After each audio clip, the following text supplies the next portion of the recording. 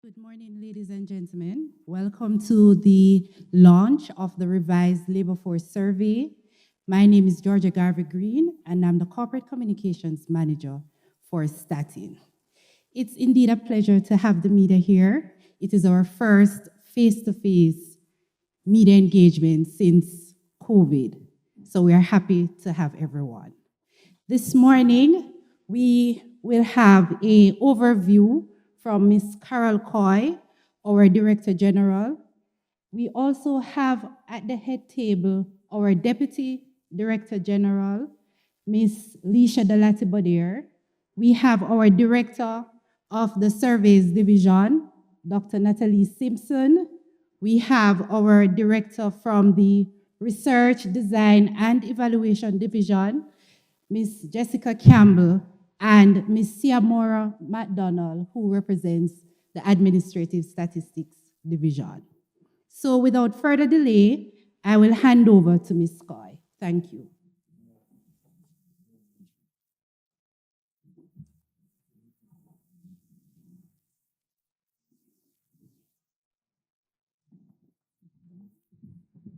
Thank you, Mrs. Green. Good morning, members of the media and colleagues. Before we proceed, let's, on behalf of Statin, express our heartfelt condolences to all the families who have experienced loss and upheaval as a result of Hurricane Beryl's passage. In challenging times such as these, unity and mutual support within our community become even more crucial. Let's stand together, lend a helping hand to those in need, and strive to rebuild our nation stronger than before. I also want to express my sincere gratitude to our dedicated team of data collectors. Despite the challenging circumstances posed by the hurricane, they have shown remarkable resilience and commitment in gathering crucial data for the Consumer Price Index and the Labor Force Survey. Their efforts ensure that Statin continues to provide accurate and timely information, which is vital for our nation's planning and development. Furthermore, I would like to extend our heartfelt thanks to the respondents who participate in these surveys.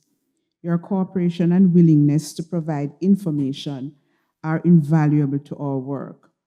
Through your support, we continue to produce reliable statistics that reflect the true state of our economy and society.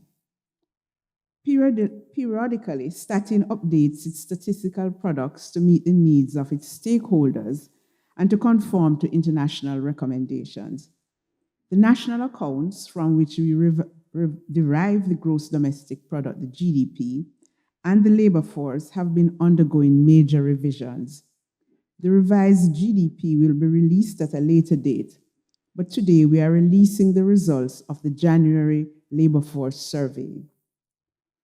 Since 1968, Statin has conducted labor force surveys, a national household survey designed to generate official statistics on various labor market indicators. The LFS, as we coin it, serves as a critical data source, providing insights into the number and characteristics of individuals engaged in different forms of economic activity, both formal and informal. On a global scale, the Labor Force Survey is a primary data source for monitoring commitments related to work and employment. It is also a critical data source for monitoring Jamaica's achievements towards Vision 2030 and the Sustainable Development Goals. The LFS aligns with international statistical measures and conceptual framework provided by the International Labour Organization, ILO. The most recent revisions of the Labor Force Survey instrument, implemented in January 2024, were informed by recommendations from the 19th International Conference of Labor Statisticians, ICLS, and incorporate invaluable insights from the 20th and 21st ICLS. The revisions ensure that survey estimates accurately reflect the labor market. Statin's primary objective in implementing these changes is to align the Institute with international best practices and to respond to our local stakeholder needs. This alignment will enhance quality management and the comparability of official statistics across countries. By expanding the scope of the labor statistics, we aim to provide more comprehensive and accurate insights into the dynamics of Jamaica's labor market. These updates are crucial for several reasons. Firstly, they ensure that our data remains relevant and reliable and reflect our commitment to continuous improvement and excellence in statistical methodologies. The changes will also help us to produce data that can better inform policymakers, researchers, and the public about the current state and trends in our labor market. Statin is updating the media on changes because we recognize and value your role in disseminating the revised labor force to the wider public. Dr. Natalie Simpson, Director of Surveys, and Ms. Jessica Campbell, Director, Research, Design, and Evaluation, will provide more detailed information on the changes to the LFS. Following them, the Director General, Ms. Alicia de Latibaudiere, will release the January 2024 labor force findings and will also provide the June 2024 consumer price indicators, which are due today. Thank you for joining us today. Your engagement and cooperation are greatly appreciated.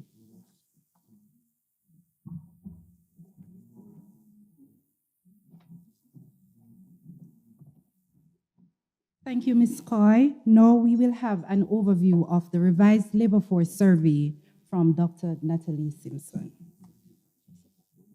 assisted by Ms. Jessica Campbell. Good morning, everyone. So before we release the figures, we wanted to just take a moment to give you a little overview of the changes, but also start with just some basic concepts and definitions related to the labor force that we think is pertinent for you to understand when you're writing and reporting on the labor force. So, like Ms. Coy said earlier, Statin has been doing a labor force survey since 1968. The labor force is a quarterly survey. We have one in January, April, July, and October. The target population includes persons 15 years and older. And note, this is a change compared to the previous labor force instrument. When we report labor force statistics previously, it would be on our 14 plus population. So this is one change that we have made to the new labor force. The survey is executed using computer-assisted personal interviewing, so information is recorded on tablets and synchronized automatically to our servers at Statin once the interview is completed and checked. The ILO, like Ms. Coy said earlier, is the custodian for the labor force, and so the ILO sets things pertaining to the methodology, concepts, definitions related to the labor force. And this is done every 5 years at the International Conference for Labor Statisticians, which we refer to as the ICLS. So, the revision to the labor force is primarily informed by the 19th ICLS, and there are also elements of the 20th and 21st as well. So, Ms. Coy also mentioned this earlier, that the labor force provides vital labor market statistics for the country. And we'll start with the SDGs, which is the Sustainable Development Goals. The labor force provides information on Goal 5 related to gender equality and Goal 8 related to decent work and economic growth. But there's also the Labor Market and Productivity Center Plan for the Vision 2030 agenda, which the labor force also provides indicators for at least 2 of those. Goal 1 on an efficient and effective labor market, and Goal 3 on full and satisfying employment. But we also have other international responsibility. The IMF, the International Monetary Fund, has what is called a special data dissemination system, which speaks to transparency, periodicity of official statistics, including the labor force, GDP, the inflation rate, and so on. So that also provides a framework for the reporting of the labor force. So let me get into some basic concepts. The 1 hour criterion.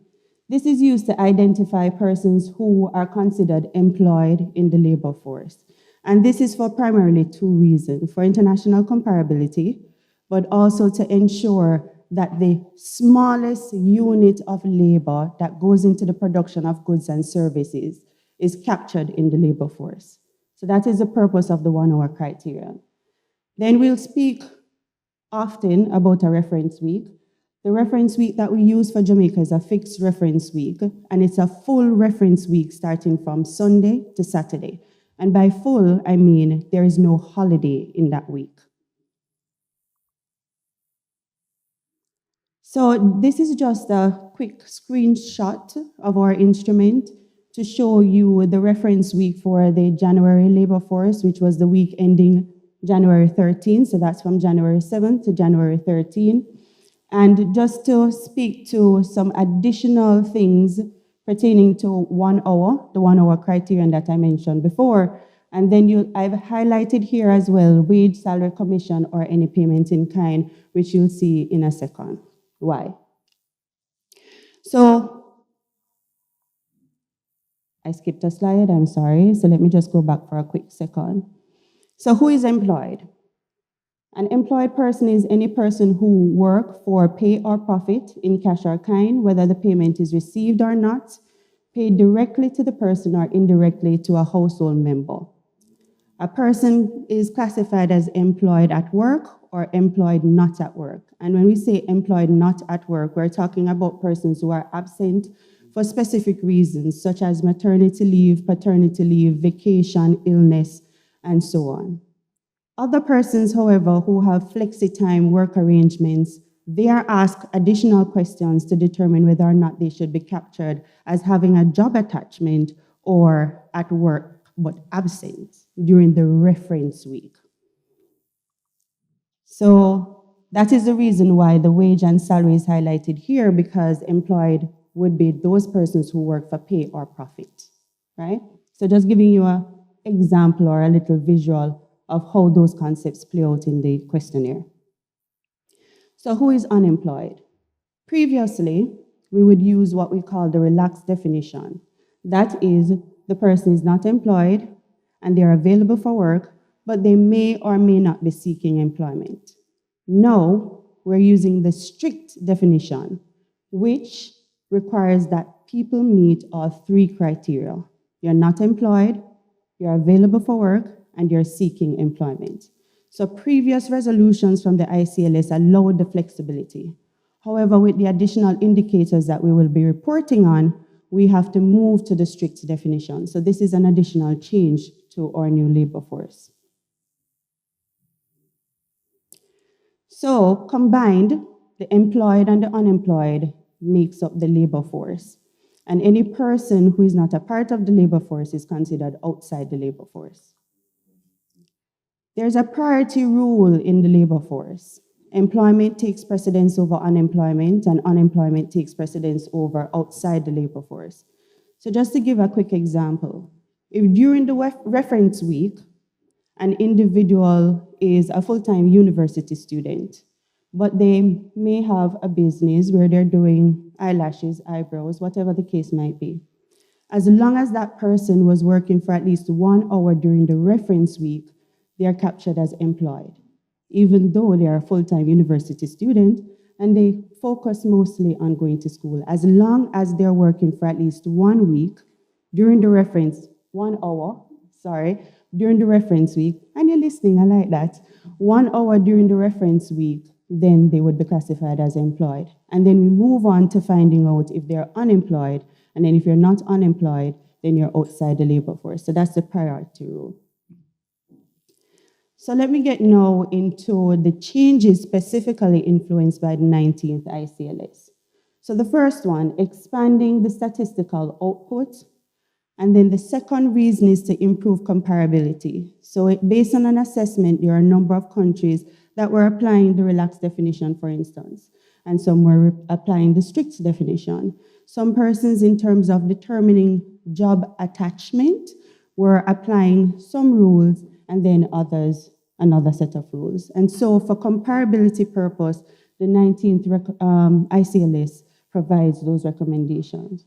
And to be aligned with the system of national accounts, which is the framework used for the gross domestic product. So those are the three things: expanding the statistical output, improving comparability, and aligning with the SNA.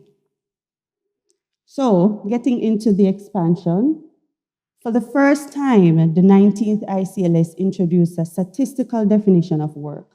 So work is defined as any activity performed by persons of any sex and age to produce goods or service, or to provide services for use by others or for own use. So this is pretty much anything that you do. Within this definition of work, there are 5 classifications, which includes employment, it includes subsistence work, it includes unpaid trainee, volunteer work, and any other work activity. For the purpose of the labor force, employment is still the focus, and employment is narrowly defined as work done for pay or profit.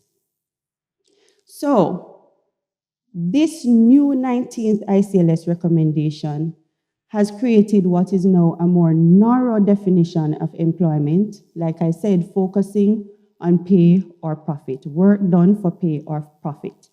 So previously, we would have captured in employment persons who were unpaid trainees or persons who were engaged in things like subsistence farming because they were working. So now those 2 categories at least would be removed from the category called employment because they're not doing it for pay or profit. The second thing is a recognition of concurrent work forms. So it is recognized that persons can be engaged in different forms of work. So you can be engaged in subsistence work, which includes farming, but you can also be employed. You can be employed, but you can also be doing voluntary work. You can also be an unpaid trainee and be doing other forms of work. So this gives us a more nuanced understanding of the labor market, persons who are doing work for pay for profit and doing other forms of work. Those other forms of work can be captured and will be captured occasionally in the labor force. But like I said before, the focus of the labor force is on employment. So the third, which I mentioned before, is the strict unemployment measurement criteria. And why I highlighted this here is because with the 19th ICLS, we have no additional indicators that we can publish from the labor force, including what we call the labor underutilization rates. And there are 4 such rates. But before I get into the detail of the rates, I just want to give you what is included in the rate. So we have time-related underemployment. This is employed but with insufficient time, meaning that you are employed but you're working part-time, for instance, less than 35 hours, but you would want more work, right? You would want more time, more work time. Unemployed, which we know already, includes persons who are not working, seeking, and available. And then there's the potential labor force. To be classified as unemployed, you have to be meeting 3 criteria, right? You have to be seeking and available plus not employed. So for those persons who might be seeking but they're not available but they're not seeking, they would be classified under the potential labor force because they're no longer classified as unemployed. So what we have now are 4 labor underutilization rates. The first one is LU1, which is the unemployment rate, which we are all familiar with.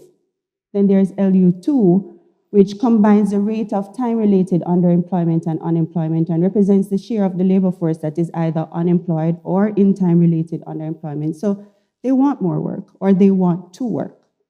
Then there's LU3, which is the combined rate of unemployment and potential labor force, which represents the share of the extended labor force that is unemployed or in the potential labor force.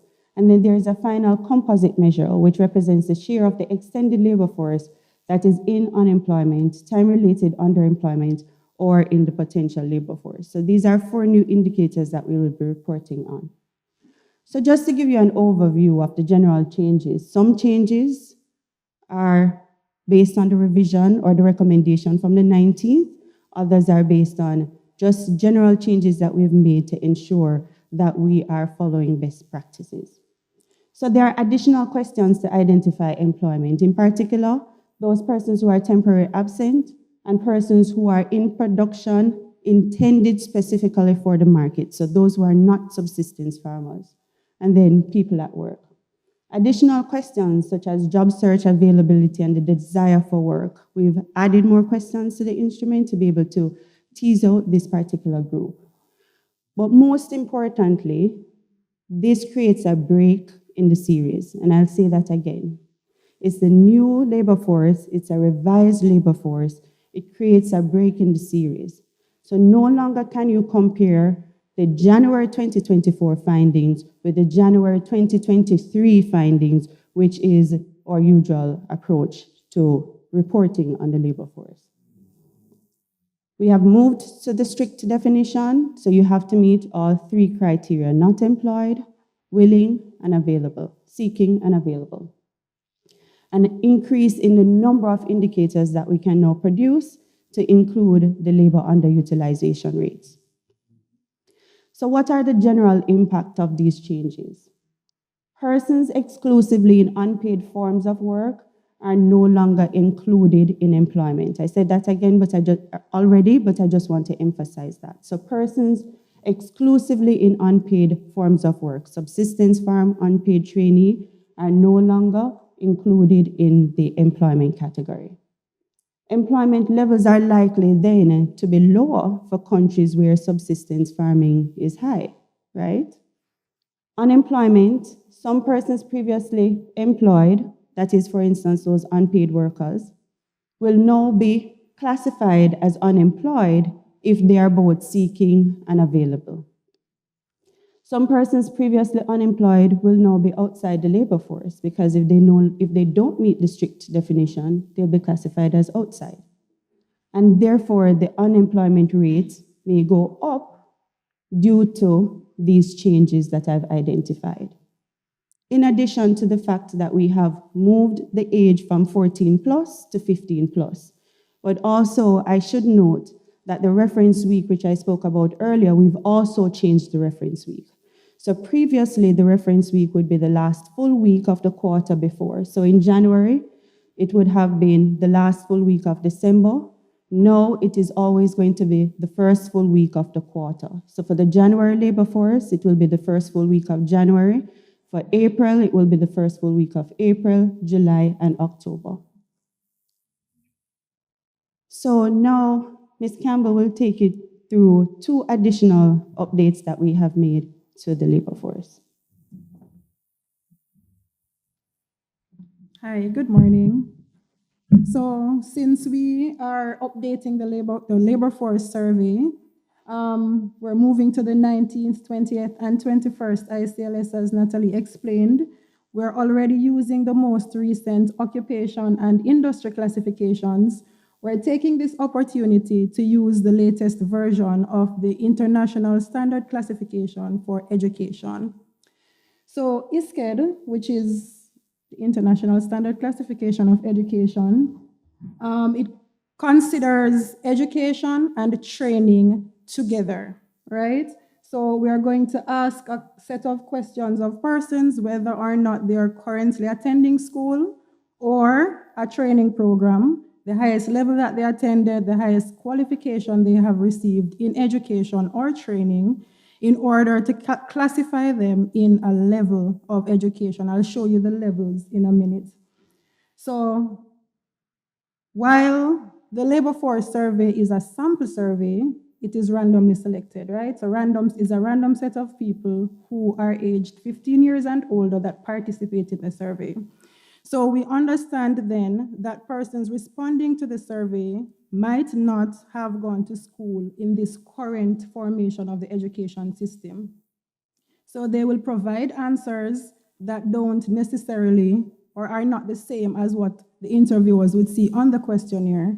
So how then do we ensure that we are correctly recording those persons' education? we establish equivalence. So for example, if we go to an older person who would have gone to school and said that they last attended Class B or Standard A, we try to determine in this current formation of the education system in Jamaica, what would that fall into, right, in order to categorize them correctly.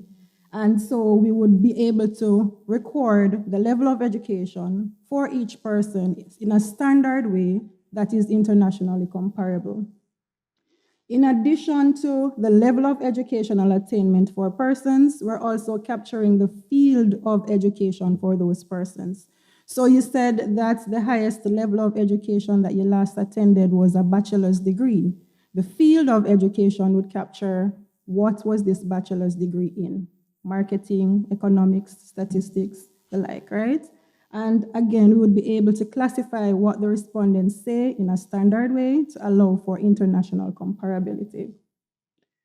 So for the ISCED levels of educational attainment, we have 9 levels ranging from 0 to 8, 0 being early childhood education, and 8, the highest doctoral or equivalent level of education. So when the labor force statistics are released, you will hear information on these categories. I also want to note here that the level of detail that you receive in the report or in the release today is dependent on what the data allows, right? We will not publish information or data that is not reliable. So you might not hear all these 0 to 8 or see them listed, but we will combine some of them to ensure that we're giving you credible information, because we're providing data to allow for decision making, right? And then, in addition to the level of education, as I said before, we're also doing the field of study. We can categorize the field of study into 11 categories or sections, and they are listed here, 0 being generic programs and 10 services. Again, these might be combined, or you might see all 10 of them occurring, depending on what the data allows. So that is it by way of the education and training, as well as the field of study. And another international classification that was updated and that we are updating the labor force survey with is the International Standard Classification of Status in Employment. This 2018 version of the classification replaces the 1993 version. So what is the ICSE? ICSE, it's a classification, as I said, of status in employment, and it reflects the working relationships in the labor market. So we say that 1.4 million persons are employed. Okay, tell us a little bit more about these persons. This classification, again, in a standard way that is internationally comparable, will help us to delve a little bit deeper into the persons who are employed. This classification comprises 10 categories, which can be organized into 2 dimensions. The first one is the type of authority, and the second one is the type of economic risk. In each of the dimensions, there are dichotomies created. So in the dimension of the type of authority, we can distinguish independent and dependent workers, right? So independent workers would have greater authority over the work organization, whereas the dependent workers would not have such level of authority. And the second dichotomy would be that between the workers in employment for profit versus the workers in employment for pay. And that is in the dimension of the economic risk. Naturally, the ones that would be more at risk would be the persons who are in employment for profit, right? And then lastly, the ICSE is suitable for various forms of labor market analysis. So not only does it give you more information on the persons who are employed, it also helps us to derive informality and a lot of other investigation that you would want to do on the labor force statistics. So these are the 10 categories that I mentioned earlier that are in the ICSE 18. You see the dichotomy between the independent workers and the dependent workers, and then we have the 10 categories in black. Those are the black bullets, with the exception of this one in red, which is the dependent contractors. So again, when the statistics are released in another minute, and you hear of the level of education that the persons have, and the status in employment, this is what it refers to, right? So thank you very much.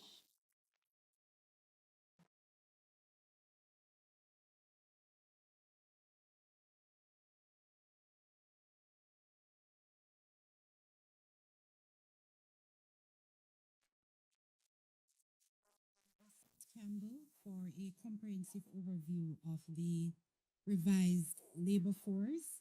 Our Deputy Director General, Mr. Latibadir, will take us through the January 2024 labor force survey findings, as well as the June 2024 consumer price index.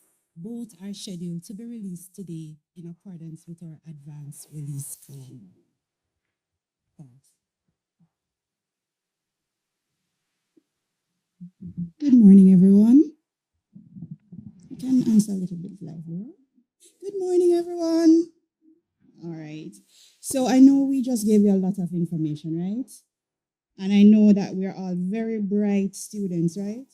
So can anyone, before I get into the release, just trying to, ensure that we're paying attention because I want to ensure you understand the numbers. What are some of the changes that we have with the new labor force survey? Any volunteers? From 14 to 15 is one. Is there any other that you can think of?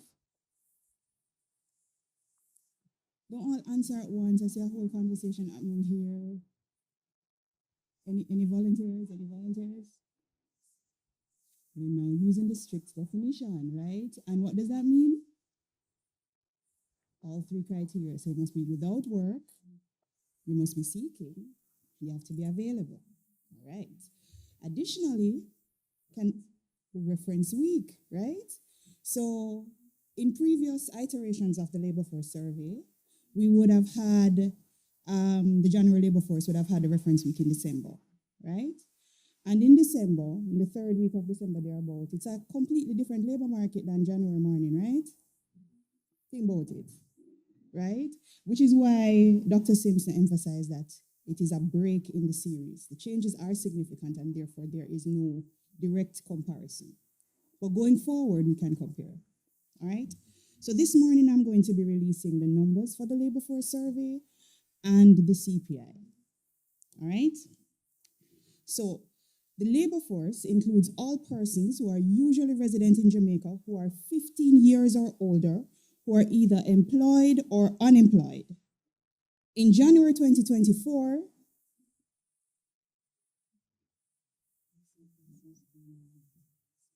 okay, I'm asked to allow persons to find a seat. All right. There are many seats at the front for the special guests.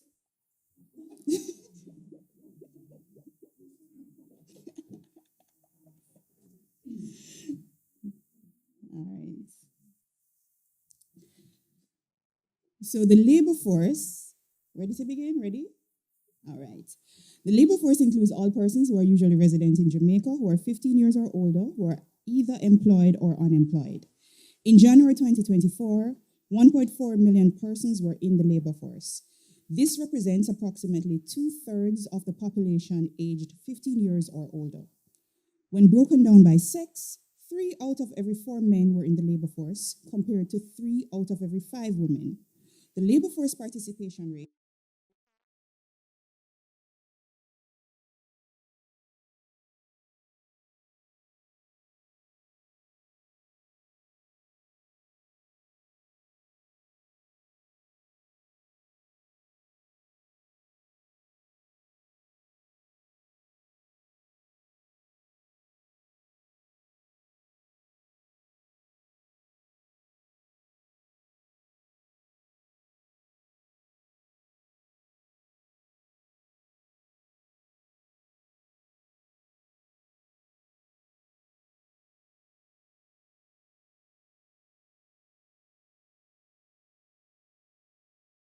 completed tertiary level education. The majority of the labor force, approximately 997,300 individuals, were between the ages of 25 and 54 years, representing what we call the prime working age group. As of January 2024, there were approximately 202,200 youths aged 15 to 24 years old and 286,900 persons of pensionable or pre-pensionable age, and those are the persons who are 55 years or older. Now let's look at a profile of the employed labor force. In January 2024, there were 1.4 million employed persons. This represented an employment to population ratio of 65.2%, which is the proportion of persons of working age who are employed. The employment to population ratio was higher for males at 71.5% compared to females at 59.1%. The proportion of employed persons 15 years or older in the Greater Kingston metropolitan area was 68.2%, in OUC 64.0%, and in rural areas 63.6%. Approximately 35% of youths 15 to 24 years old were employed. For persons in the prime working age group, and again, remember what I said that was? 25 to 54 years old. And this is the period when persons usually experience their most successful labor market outcomes. That's why we call it prime working age. So the employment to population ratio for this age group was 82.8%. The employment to population ratio for persons 55 years or older was 55.0%.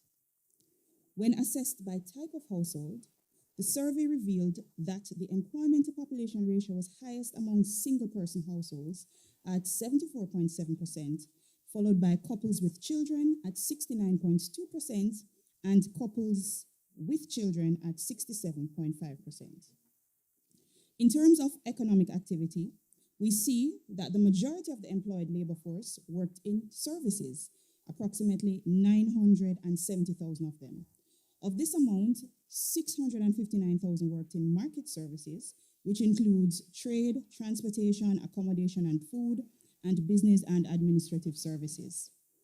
An additional 310,200 were employed in non-market services, which includes public administration, community, social, and other services and activities. There were 240,400 persons working in manufacturing, construction, mining and quarrying, electricity, gas, and water supply. An estimated 195,300 persons worked in agriculture, the majority of which were male, 145,600 of them. The occupation group with the highest number of employees was services and sales workers, employing 328,600 individuals. This constituted 23.4% of the total employed population. This group also employed the most females, with a count of 213,300. The second largest occupation group was elementary occupations, employing 197,900 individuals, followed by skilled agriculture, forestry, and fisheries workers, which employed 188,200 persons.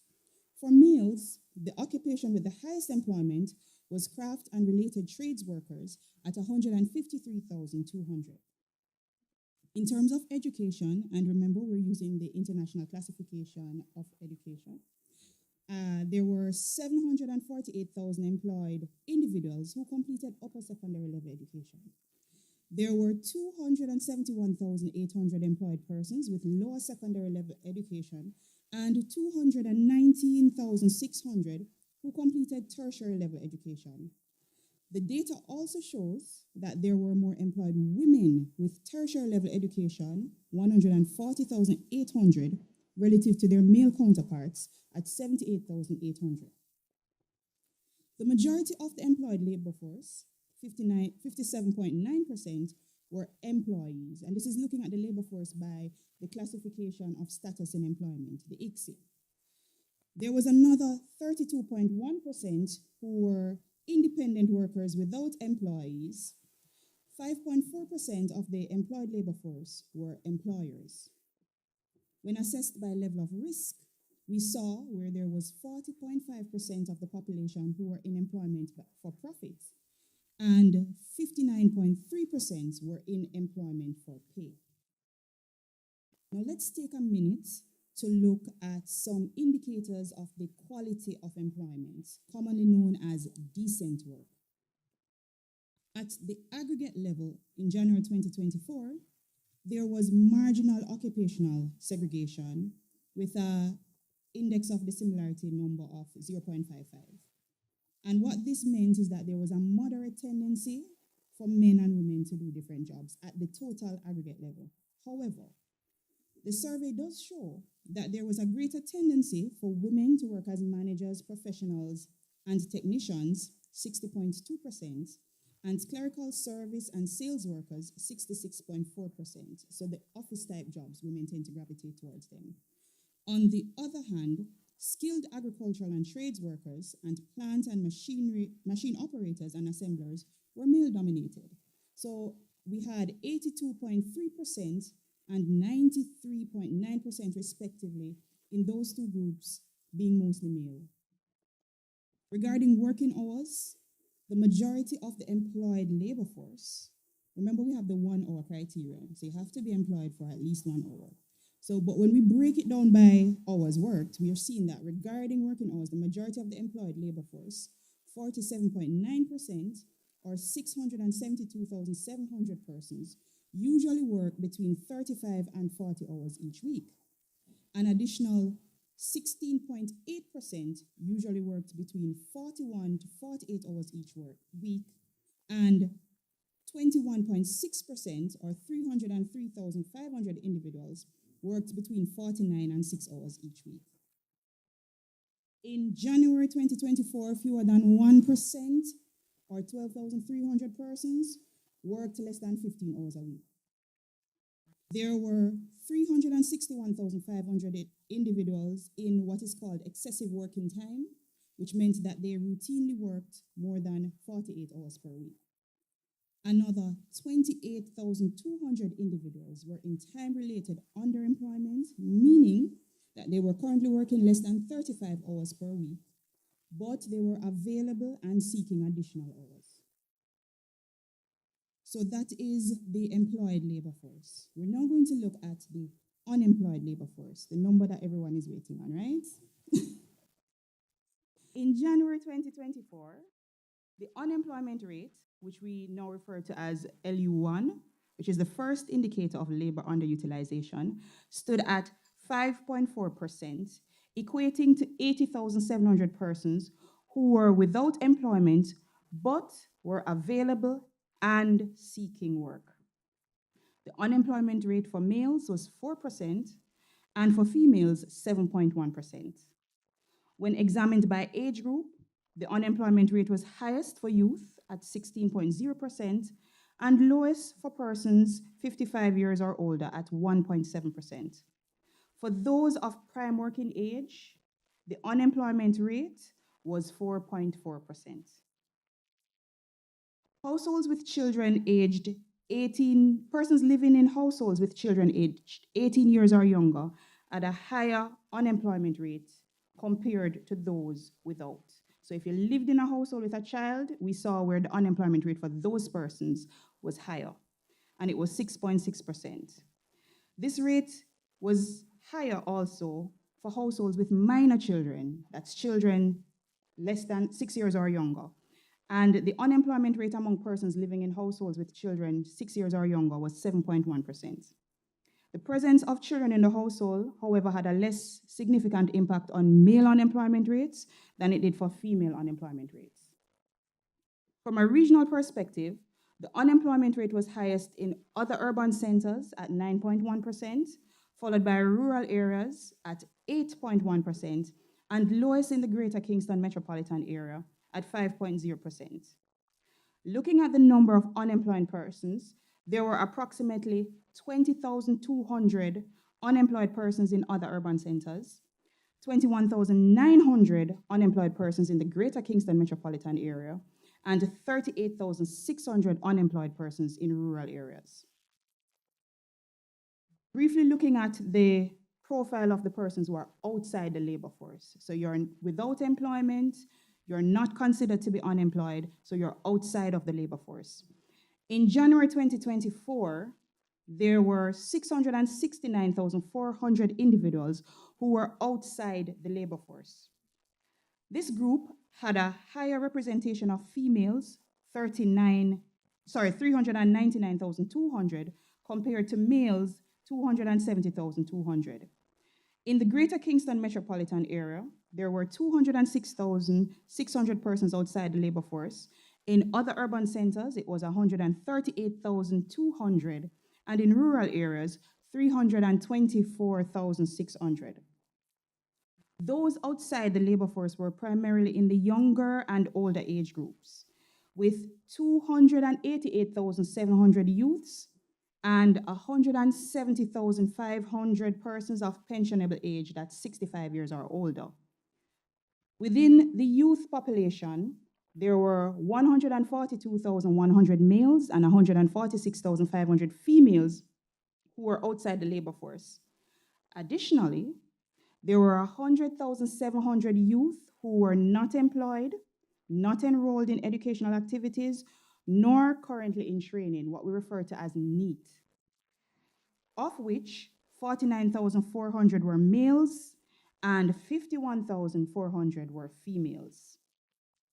Among those outside the labor force, 37,600 or 5.6% were part of the potential labor force. And we recall the definition of the potential labor force?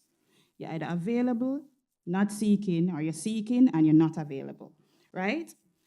There were 620,200 persons outside the labor force who were neither available, seeking, nor willing to obtain employment. However, of this amount, 113,900 were also retired, and another 236,900 were also in school. And the remaining 269,500 were outside the labor force for various reasons, including illness and including home duties. Now, let's close with looking at the other measures of labor underutilization, as in closing the labor force, because we still have the CPI, right? The combined rate of time-related underemployment and unemployment, which we refer to as LU2, was 7.3%.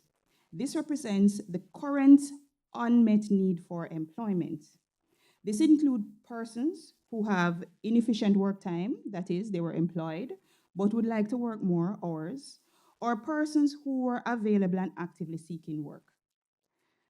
In further assessing the labor underutilization level, we saw 34,100 persons in the potential labor force, and together with the unemployed, the combined rate of unemployment and the potential labor force was 7.5%.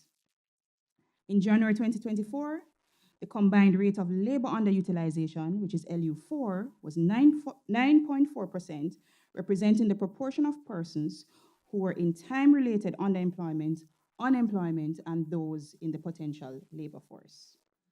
That ends the presentation on the labor force numbers. All right? So now let's discuss the latest Consumer Price Index figures for June 2024. The CPI. The CPI is a key economic indicator reflecting the average change over time in the prices paid by consumers for a basket of goods and services. In the bulletin being released today, you will find an analysis of the various components of the CPI, including information on the movement of prices in the Greater Kingston metropolitan area, other urban centers, and rural areas. Today, we will present the inflation rate for June 2024, as well as highlight some of the key factors impacting the CPI. The inflation rate for June 2024 was 1.1%. The main drivers of this inflation were increases in the indices for food and non-alcoholic beverages at 1.4%, housing, water, electricity, gas, and other fuels at 0.8%, and transport at 1.3%. The index for the food and non-alcoholic beverages division was influenced by a 6.8% increase in the index for the class vegetables, tubers, plantains, cooking bananas, and pulses due to higher prices for items such as tomato, carrots, yam, and cabbage. Higher rates for electricity and rent contributed to the increase of 0.8% in the index for the Housing, Water, Electricity, Gas, and Other Fuels division. There was a 1.3% increase in the Transport division due to the revised fare structure of the JUTC. CPI point to point. The point to point inflation rate as of June 2024, which is looking at year over year, is 5.4%. The main factors influencing this were the division's food and non-alcoholic beverages, up by 4.0%, transport, up by 11.1%, and housing, water, electricity, gas, and other fuels, up by 5.4%. The inflation rate for the division food and non-alcoholic beverages was influenced by a 3.8% increase in the food group, increases in the index for the classes fruits and nuts at 11.1%, and cereals and cereal products 4.0%, my apologies. Higher prices for oranges, ripe bananas, pineapples, and dried coconuts were the main contributors to the increase in the for fruits and nuts class. The cereals and cereal products class was impacted by increases in prices for rice, bread, and other bakery products. The upward movement in the transportation division was as a result of the 15.3% increase in the index for passenger transport services, which resulted from an increase in fares for routes and ACME taxes of 19.0%. The rise in the index for housing, water, electricity, gas, and other fuels division was chiefly due to a 6.6% increase in the index for the group electricity, gas, and other fuels, resulting from higher electricity rates. Thank you for your time and attention. That brings us to the end of the presentation of the numbers for today.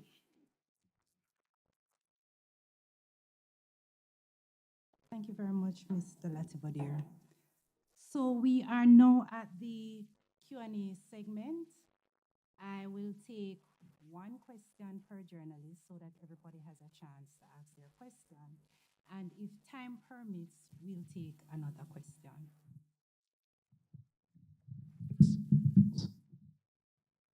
All right, so the floor is open for the first question. You can stand, identify yourself and the media host, and proceed to asking your question.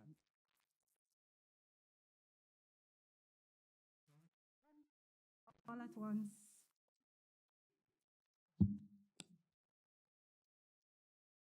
Oh. Good morning, everyone. Well, it's almost afternoon.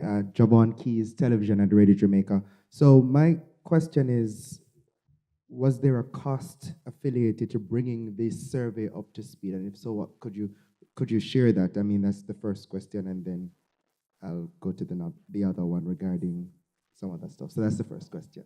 All right, thanks much. And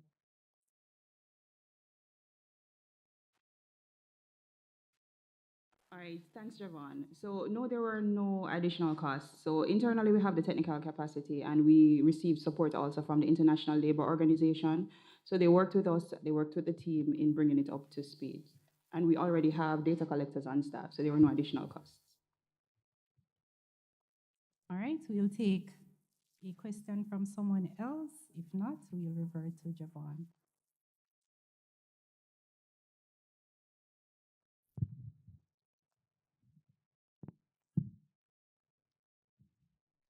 Okay.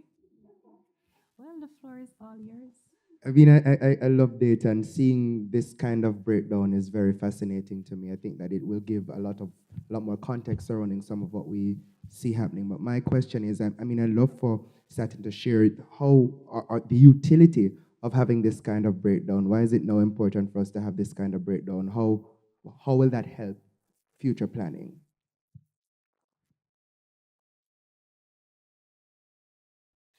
All right, so as Dr. Simpson would have said earlier, one of the purposes that we did the revision was to provide a more nuanced perspective of the labor market. We wanted to be able to provide decision makers and policymakers with sufficient information so that they can formulate the relevant policies. So So the additional breakdowns that we're seeing when we're looking at things like decent work, no, the persons or the policymakers who are in charge of formulating policies about improving work quality, they have better information about that. When we provide information from a gendered perspective, so when you look at, for example, the presence of children in the house and how it impacts the labor market or the unemployment rate, then there is that additional information from which policies can be better informed or better tailored to respond to the nuances and the specificities of the Jamaican labor market. All right, thank you. Can I just add, Jovan, you would have realized in the last year or so with the unemployment rate going down, there would be a lot of discussion in the market. And so when we provide information on the potential labor force, because you'd have heard persons saying, oh, there's so many persons outside the labor force, so they are all available for work. This type of information provides, so persons can now have a more, the discussion can be around the figures and exactly what is happening. Issues on the needs, which is the youth that are not employed, not in education, not in training. So we are now providing this type of information. So research and discussion can go around what is happening to that segment of the labor force. All right. If I may, one more. I mean, thanks for that. But the thought came, and I mean, a couple quarters ago, myself and another colleague had asked about this, that kind of breakdown, looking at jobs, particularly in the orange economy and that kind of thing. I know perhaps with this kind of data, you'd be able to better paint that kind of perspectives. For instance, those of persons who are doing YouTube and earning from that. Would you be able to now be better able to pinpoint those kinds of jobs than the persons in that field?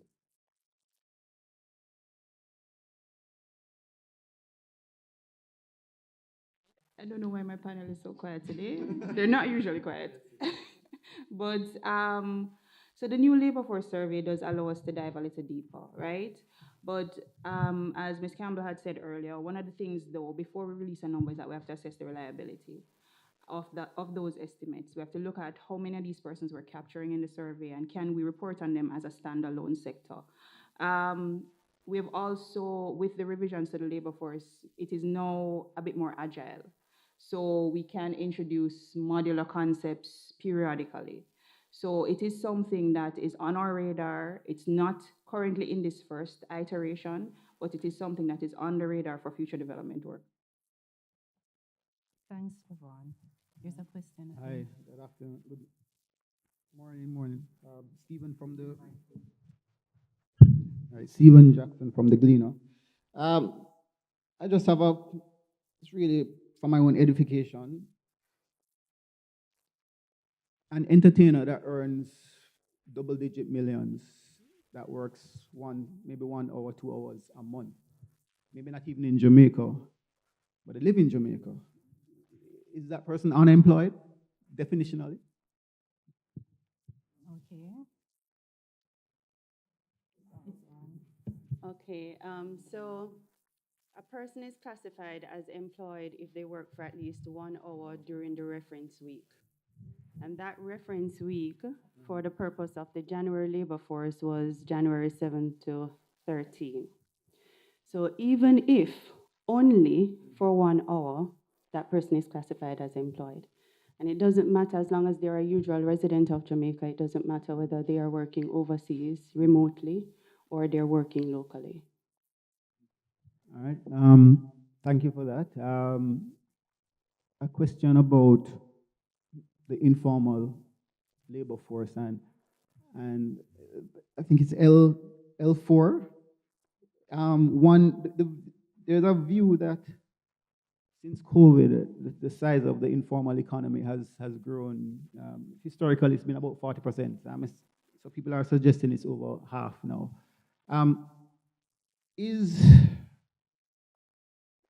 Should policymakers and analysts trying to create some kind of a nexus between the informal economy look at L3 and L4 as some kind of a representation as to where these people are actually finding work and what have you? How should we be looking at L3 and L4? I really like this because this is really, it speaks to the heart of what people have been criticizing this, statistical institutions around the world, it seems to me, over in the past. Thanks. How should we be looking at L3 and L4? Okay, thanks for that question. All right, so I'll do L3 and L4, and then Dr. Simpson will do the informal.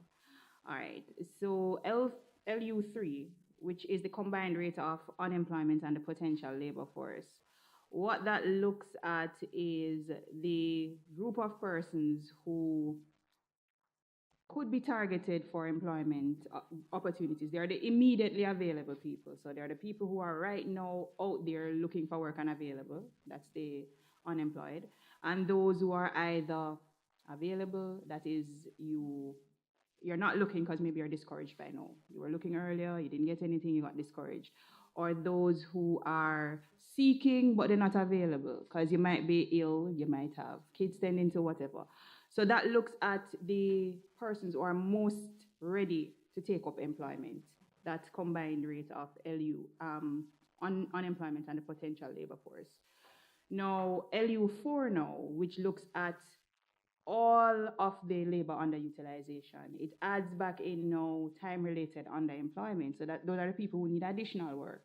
So you already have a job, but you want to work a little bit more. So what this is looking at, the labor underutilization rate, it is giving more perspective to what's happening in the labor market. It is, because in targeting persons to gain employment, there are levels, right? There are some who are readily available, there are some who are less available, and that's what the LU's breakdown gives us perspective on how best to engage the persons who are not currently in the labor market, in the employed labor force. Natalie? With respect to the estimation of informality in Jamaica, that is a table that we will be presenting in another couple of weeks. We have available on the website, or will have available today, and all the tables based on the reporting by the Deputy Director General. As it pertains to informality, there has been initiatives to formalize persons who are operating in the informal sector. However, that has been approached from a sector perspective. So I know there has been work in agriculture, for instance. So there is the possibility of formalizing persons who are in the informal sector. Of course, that is not a statin mandate. That is for the ministries and the policymakers, but we will be providing those tables. Typically, it was a table that we presented on an annual basis, but we will present the informal sector and informal employment on a quarterly basis. So those tables will come up soon. Josimar Scott here from Our Today News. There are aspects of the labor market survey said that points to productivity of the labor force. Does it also provide recommendations as to how to make the labor market or the population a bit more productive? All right, so one of the things is that we have to ensure that, so for starting, our mandate is to measure what is happening on the ground and present that information. There are other agencies of the government of Jamaica who would have responsibility for assessing the productivity and making those recommendations. So what you're asking for stands outside of our immediate mandate, but we do work with our partners in government and provide the clarity on the information to ensure they fully understand what is happening. So for example, before we even had this launch, we had 3 stakeholder sessions with ministries, departments, agencies, academia, several persons, just to ensure they understand what the changes mean and what adjustments they will need to make and how to interpret the data. So that will be outside of our immediate mandate. However, we do work with our partners in government. All right, thank you. I think we're pressed for time, right? So in close. All right, so I take this opportunity to thank everybody for coming out for the discussion that we just had. And I invite you to visit our website. Dr. Simpson hinted we will have new indicators on our website. So we invite persons to visit our website for the new labor force indicators and the usual indicators from our other products. We also invite persons to call our library or to send us an email at info@statinja.gov.jm, and our team in the library will be more than happy to assist with your data requests. So thank you once more for coming, and do enjoy the rest of your day.